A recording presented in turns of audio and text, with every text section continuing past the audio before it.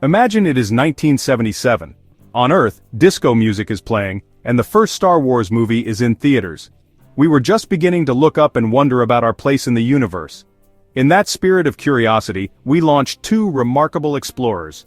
They were not people, but robots. We called them Voyager 1 and Voyager 2. Their mission was a grand tour of the giant outer planets. Media Group. Spacecraft passing by Jupiter, Saturn, Uranus, Neptune. Voyager spacecraft flyby of gas giant planet at its stock at a distribute _equally, Jupiter, Saturn, Uranus, and Neptune. This was a rare opportunity, an alignment of planets that happens only once every 175 years. We seized that moment. These spacecraft were our eyes and ears, sent to see what no one had ever seen before. Voyager 1 was a triumph of engineering and imagination. It flew past Jupiter, showing us its swirling storms and volcanic moons. It then soared to Saturn, revealing the intricate, beautiful details of its famous rings. After completing its primary mission, its journey was far from over. Its path was set to carry it out of our solar system, to become humanity's first emissary to the stars. It carries a special passenger, the Golden Record. This is a phonograph record, a kind of time capsule. It holds the sounds and images of Earth, a greeting to any civilization that might one day find it. It's our message in a bottle, cast into the cosmic ocean.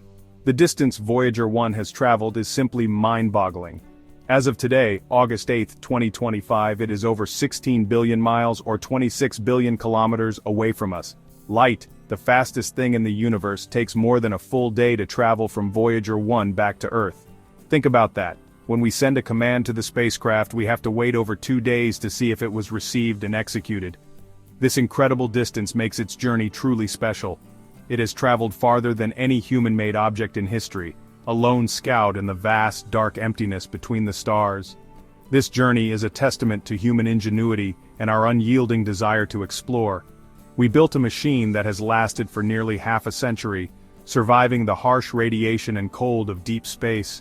It continues to talk to us, sending back data from a place we can only dream of visiting.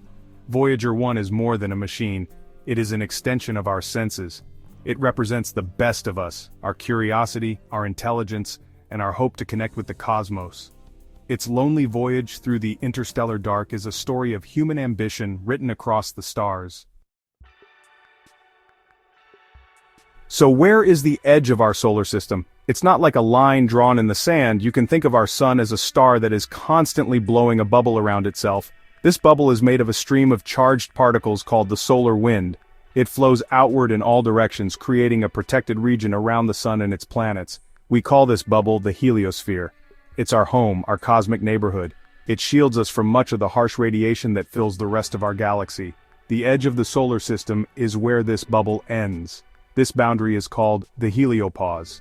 It is the place where the sun's solar wind is no longer strong enough to push back against the wind from other stars. This interstellar wind is the collective breath of countless other suns in the Milky Way. Crossing the heliopause means leaving the sun's sphere of influence and entering true interstellar space. For years, scientists debated exactly where this boundary was and what it would be like. Voyager 1 was our only hope of finding out for sure. It was flying into a region that was completely unknown, a territory we had only ever theorized about. In 2012, Voyager 1 finally crossed that invisible line. It became the first human-made object to enter interstellar space. The data it sent back confirmed the crossing. The spacecraft detected a sharp drop in particles from our sun, and a dramatic increase in high-energy cosmic rays from the galaxy beyond. It was a historic moment, a quiet but profound achievement for all of humanity. We had officially stepped outside our solar system's front door. We were now floating in the vast ocean that separates the stars. The little spacecraft from 1977 had become our first interstellar ambassador. Imagine the journey. For decades it traveled within the familiar protective cocoon of our sun's influence. Then it passed through the turbulent outer edge and emerged into a new realm. It was like a ship leaving the calm waters of a harbor and entering the open wild ocean. Everything was different out there. The environment, the particles, the magnetic fields, it was all new. Voyager 1 was not just traveling through space, it was traveling through different cosmic climates, sending us back the weather report from this strange and distant frontier. Its journey redefines the meaning of exploration. For years after crossing into interstellar space, Voyager 1 continued its journey in relative silence. It measured the cosmic rays and the magnetic fields, but the space around it seemed mostly empty and quiet. Scientists expected this. They believed that the plasma, the thin gas of charged particles between the stars, would be smooth and uniform. They thought any disturbances would be rare, perhaps caused by a distant supernova explosion that happened long ago. The universe in this region was supposed to be a place of quiet stillness, a placid sea between the stellar islands. But then, Voyager 1 heard something. A faint, persistent hum. It was not a sound you could hear with your ears, of course. It was a set of vibrations in the interstellar plasma detected by the spacecraft's instruments. This was the shocking new discovery. The data, sent back across billions of miles, revealed a steady and continuous vibration in this gas. It was a low-level hum, a constant note playing in the background of deep space. This discovery, announced just recently, has turned our understanding of interstellar space completely on its head. The void is not silent after all, it sings. This discovery was completely unexpected. The prevailing models and theories had predicted that this region of space would be tranquil. Scientists thought that significant plasma vibrations, or waves, would only be triggered by major events like shock waves from our sun's occasional outbursts. They had detected these kinds of triggered events before, but they were temporary. This new hum was different. It was constant. It was there all the time, a gentle but enduring feature of the interstellar medium itself. It suggests that there is some low-level, ongoing activity that we never knew about. What could be causing this constant hum? Scientists are still working to figure it out.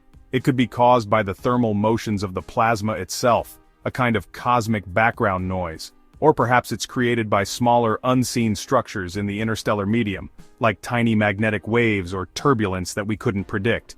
Whatever the cause, it shows us that the space between stars is more complex and dynamic than we ever imagined. It's not an empty void, but a rich and active environment with its own set of rules and its own subtle music. Why does a faint hum from billions of miles away matter to us here on Earth? It matters because it changes our fundamental understanding of the universe we live in. We are part of the Milky Way galaxy, and the interstellar medium is the very stuff from which new stars and planets are born. Understanding its properties, its density, its temperature, its turbulence, is crucial to understanding our own cosmic origins. This discovery gives us a new tool to measure the density of interstellar space directly and continuously. It's like having a permanent sensor out in the galaxy telling us about the environment. This finding also teaches us a valuable lesson about science itself. The universe is always more surprising and more wonderful than we can imagine. We build models and theories based on what we know, but the best discoveries are often the ones that break those models. They force us to think in new ways and to ask new questions. Voyager 1's discovery is a perfect example of this. It reminds us that we should always be prepared for the unexpected. True exploration is not about confirming what we think we know, it's about venturing into the unknown and being open to what it has to teach us. This new knowledge helps us refine our picture of the heliosphere, the protective bubble our sun provides. By understanding the pressure and nature of the interstellar medium just outside, we can better model how our bubble interacts with the galaxy. This has practical implications. The heliosphere shields us from dangerous cosmic rays that could harm life on Earth and damage our technology. Knowing more about the forces pressing in on this shield is vital for understanding our own planet's long-term safety and our place within the galactic environment. It connects this distant discovery directly back to our home. Voyager 1's mission is a story of hope. It is a symbol of what we can achieve when we work together and reach for the stars. As this tiny, aging probe continues its lonely voyage, it carries the spirit of human curiosity with it. It reminds us that we are explorers at heart. There is a vast cosmos out there, full of mysteries waiting to be solved and wonders waiting to be seen. The faint hum from the edge of our solar system is not an ending. It is an invitation, a whisper from the stars, calling us to keep listening, to keep looking up, and to never ever stop exploring.